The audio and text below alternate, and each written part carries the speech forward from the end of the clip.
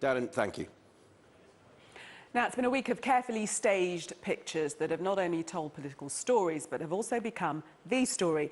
To discuss some of the week's key images, we're joined now by Tom Peck, parliamentary sketch writer at The Independent, and Ian Pelham Turner, a photographer who previously worked behind the scenes as a photography advisor at Number 10 during John Major's government. Welcome to you both. I always think of you as a royal photographer, but I know, but I I talk about anything these days. 50 years of journalism, that teaches you one thing.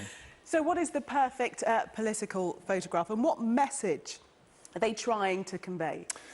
I mean, at the moment, with the Scottish photographs, really, her image is all about, I'm in control, I'm petite, but I'm happy, you know, I will talk to the world, I will kick my shoes off, and I will sort of be seen as the person who they can come and talk to.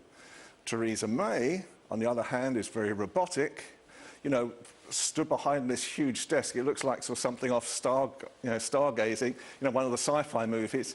And it's a very robotic, very stiff photograph. And I think Theresa May has to really learn how to communicate in photographs as well. Tom, would you agree? What message did they put across to you, those two different letter-writing stances?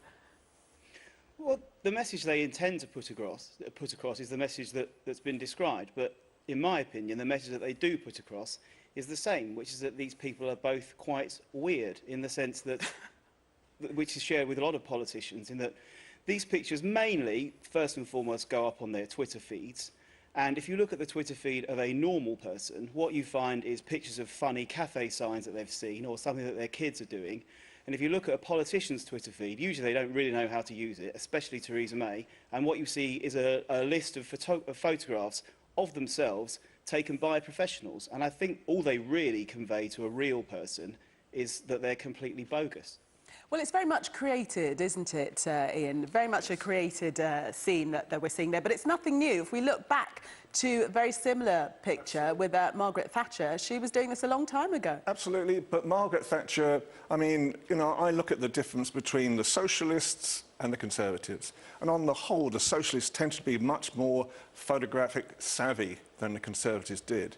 There's only really 2 or 3 Conservatives that I've ever worked with, which is Margaret Thatcher, Heseltine, and obviously Boris Johnson now, who have got that sense of creating the right type of branding that they want to portray from their message at the same time. And that's, you know, for them, they bring out that power picture. And that's what everyone is looking for. And these dull pictures of Theresa May sort of sat behind a desk signing something, it means nothing. It doesn't convey anything. And when I even looked at the Annie Leibovitz pictures recently that she had taken as well, she looks very stiff. She looks scared of the camera. And you can't be when you're Prime Minister.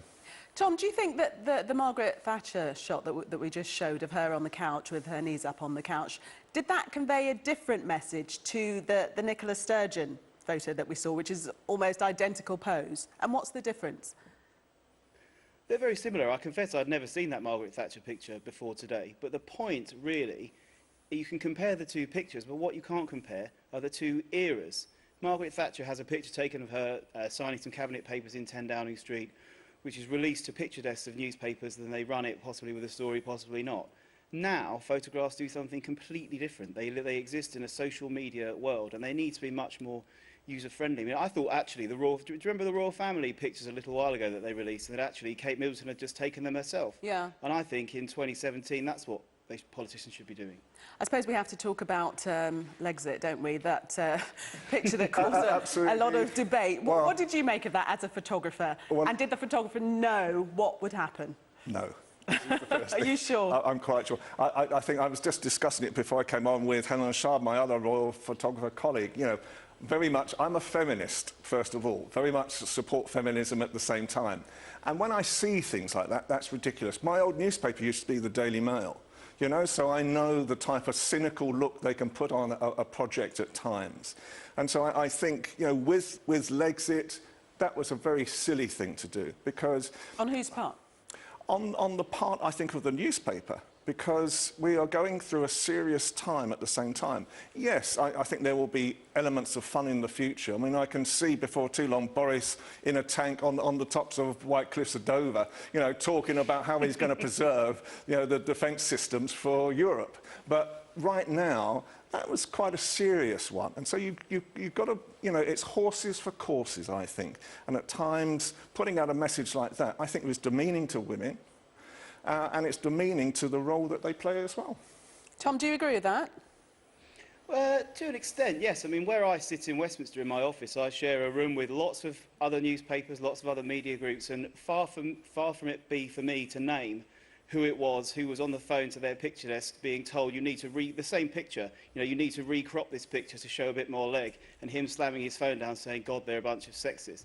But I feel slightly sorry for the Daily Mail in that it's a process, because the pictures come in, a story is commissioned to go with the pictures, somebody else decides that's the best story of the day, so they put it on the front, then somebody else writes the caption, which was what sunk it really and caused the outrage, and suddenly they're victims of a braying mob, if you like. But of course, everybody talks about Theresa May's clothes, don't they? But she chooses to wear very interesting clothes. She could dress like Angela. No one talks about Angela Merkel's clothes or Hillary Clinton's clothes. Well, that's and her these people choice, are. though. These people are.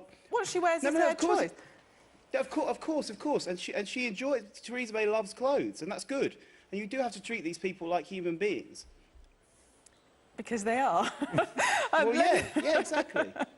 Let's have a look at, we were talking about letters, let's have a look at the letter that was handed over by Sir Tim Barrow. I mean, what can we read into this photo? Ian, take us into this picture.